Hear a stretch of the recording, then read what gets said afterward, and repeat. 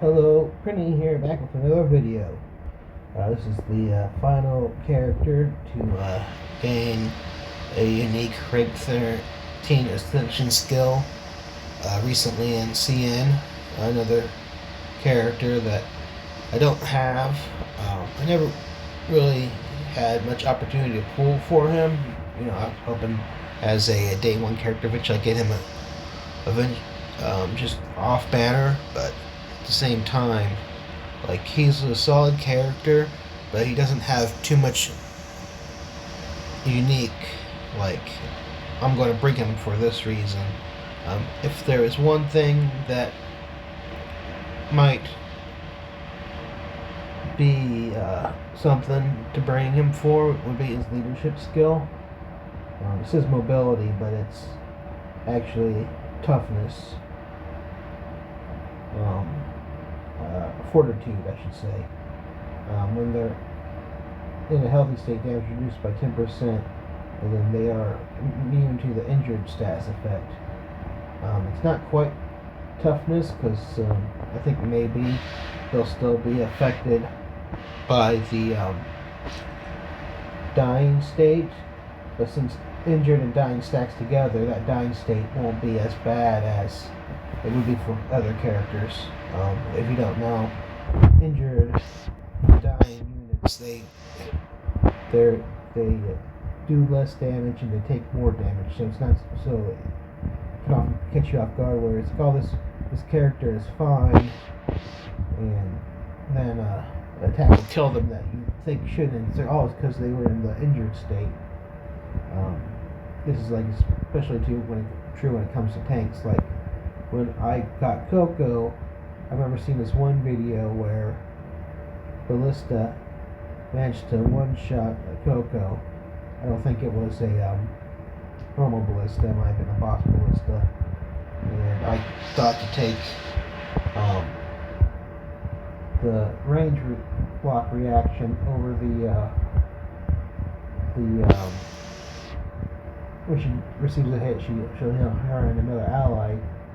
Because, if you're going to get overwhelmed, it's more likely to be ranged units attacking you, and then having a guaranteed block as well as additional damage reduction against ranged attack, I thought would be good. But then I realized that the injured states, like, really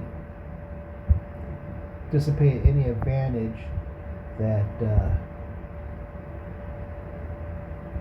it would you would gain from blocking range attacks, potentially more range attacks. So Emily unit would hit her once or twice, and then maybe she'd go to injured status, and then she'd just take more damage from the range attacks that you'd expect. Whereas with the self-healing reaction, if she goes down to injured state, she'll usually heal her back above injured state. So, you take a lot more hits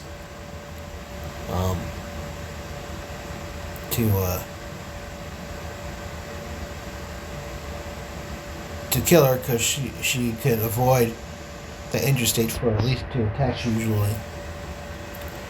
But at the same time, like, while this would be good for Coco, you bring in Magus, you bring in Coco, well then that's 2 Guardians, and most Fortitude units are Guardian. You probably don't want to fill up your party with Guardians, so you may have limited use of the aura. Like maybe on a map where a lot of your allies are all getting attacked.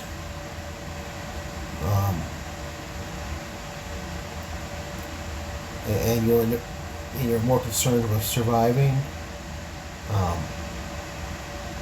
That'd be it. But the fact that it's not like a faction like Aggression, who are usually damage dealers, maybe make it a little bit less important of a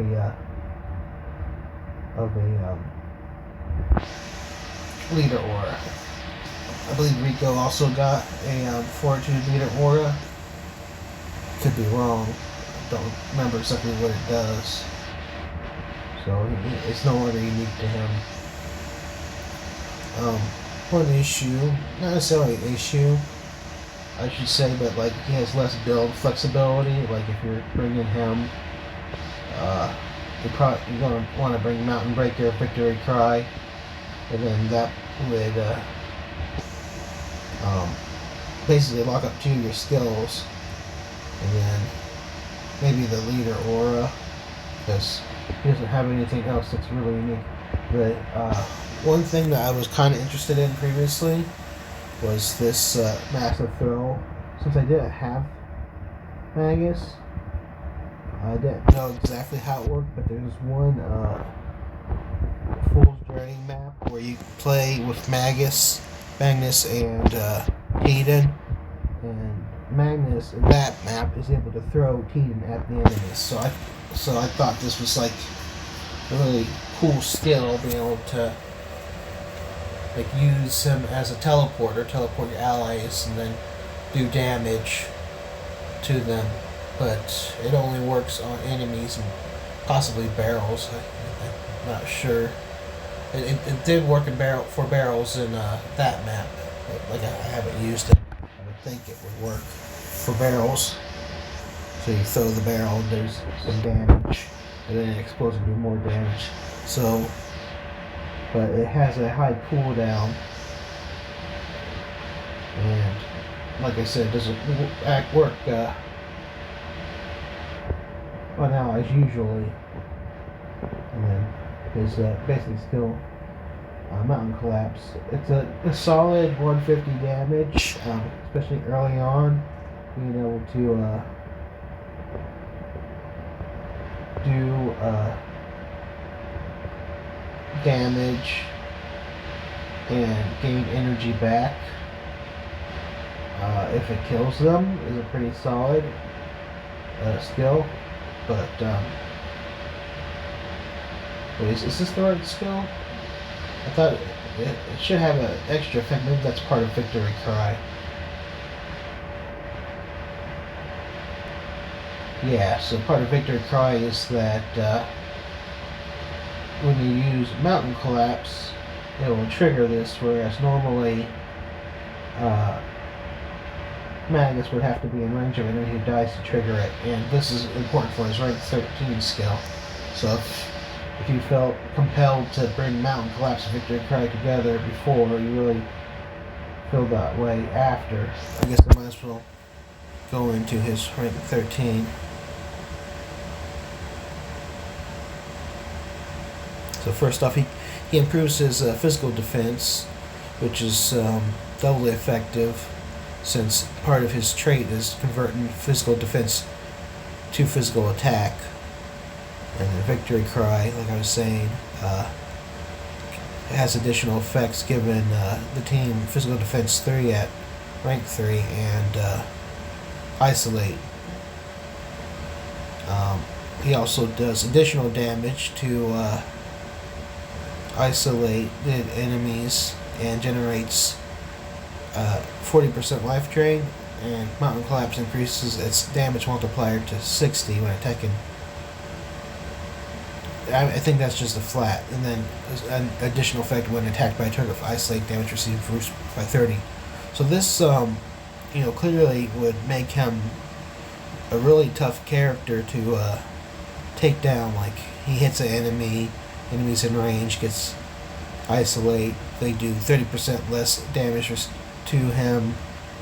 His Mountain Breaker goes from 150 to 210, in addition to doing an extra 50% damage. Regenerating, like when he has this AoE counterattack skill. Well, he has a counterattack skill, I think.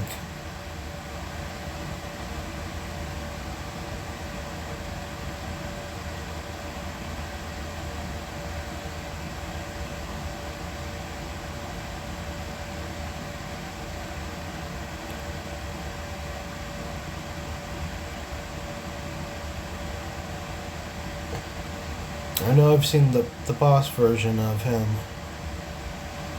do counterattack. Now I'm blind. He should be at the beginning. There he is.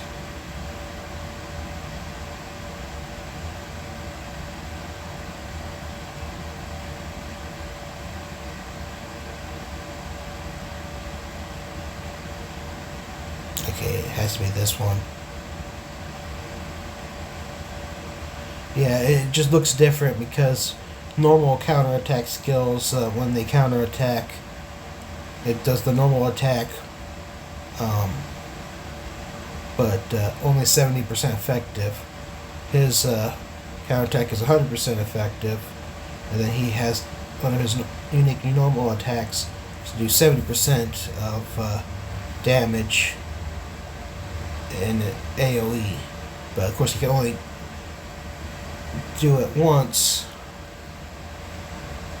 counterattack once, so maybe the first enemy will hit Magus, and he'll counterattack when only one enemy's in range. But if enemies get bunched up, then potentially you can hit a bunch of enemies. If they have isolate, Magus will do an extra 50% damage to them, and gain back a bunch of health. And if you were going this route, you could even give him Rico's unique astral imprint, which improves the amount of counterattack damage Magus does, and also increases the attack by 1. But we're at the point in the game where you got Clara, who maybe not do as much damage on counterattack, can block attacks for allies and then counterattack, and you could always give her a some, like the was it tower, which heals an ally when they he grants life steal when out of turn, is what I'm trying to say.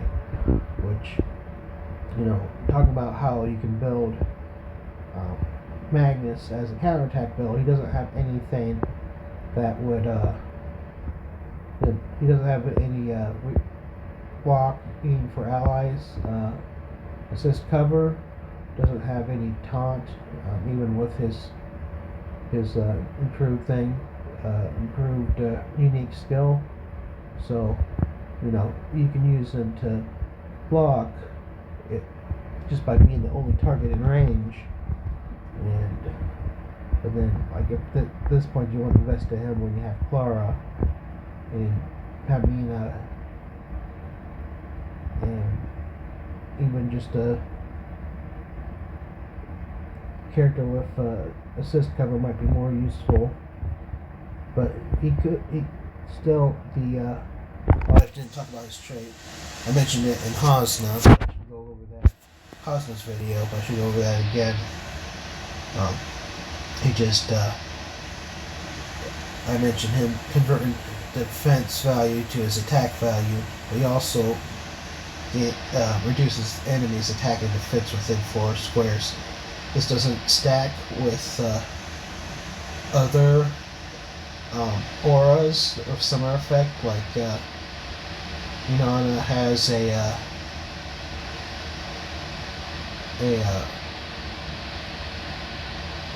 passive that reduces attack and defense by 10% within 3 tiles. So, if you're feeling that, like, you probably wouldn't want to bring Magnus for this trait, because not only does she have that, but I think, if I recall, Selena, I think her name was, came out recently, and I think she has a similar aura, basically just a copy of Espionana's.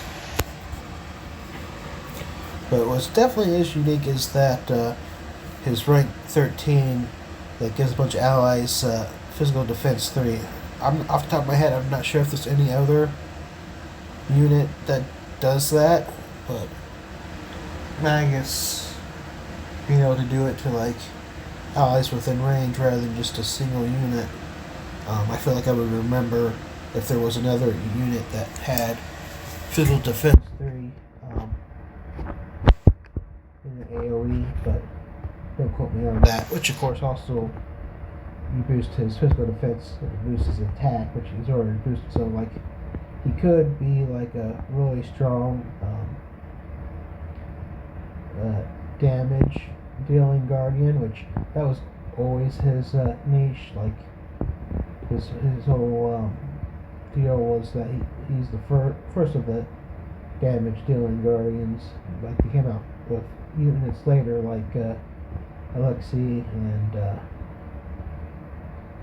Rico, and the thing that let him maybe perhaps stand up separate from them rather than just being straight up power creep is his ability to buff and debuff allies as part of his attacks with Victory Cry and his trait, and now with his 13 Ascension skill.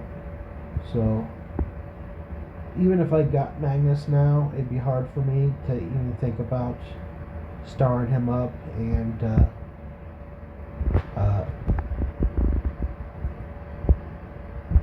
unlocking his 13 skill, which is one of the reasons why I saved him for last. Like even a combo, like it's probably a bad idea for me to do that, but there's still part of me that wants to if I got him soon. You know, I don't really have to think about if it actually happened. I just hadn't really considered it since it hasn't happened yet. Me getting him off banner, I definitely want to pull for him intentionally because there's a lot of good characters coming up. Especially there's a rumor that there's going to be a new guest characters coming up in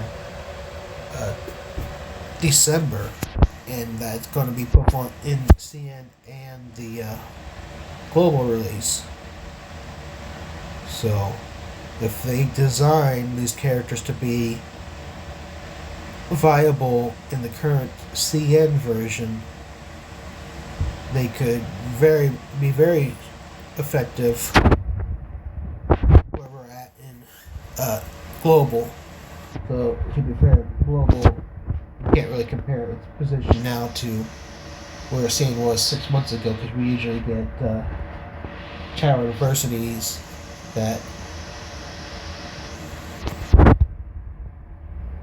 CN had to deal with more recently. Like it's not 1-to-1, but like we skipped a lot of Tower University content that CN had. And I don't know exactly when we'll be getting the next one. I think they are just currently dealing with one right now, but we'll probably be getting that one before 6 months from now. So even though I'm trying to definitely going to get SPC, I don't really have to think about it. So I'm going to try to pull on YOLO, maybe do some YOLO pools, but just a single multi. So that kind of burned me a little bit recently with Rico. I did a YOLO pool, got August, and I have no opportunity to star him up. And you know, maybe before I got Tristan, I wonder if I could do it, but then I got Tristan shortly after, and so August is going to be staying 1-star for the foreseeable future. So I wouldn't mind starring him up. It's just not practical. I'm getting a little bit off topic here. I think I said most of what I wanted to say about Magus. A solid upgrade. If you've started up Magus, it's definitely, I think, something to be excited for, because it's not useless. If he's a character you like to use, he's going to be hitting a lot harder as a single target.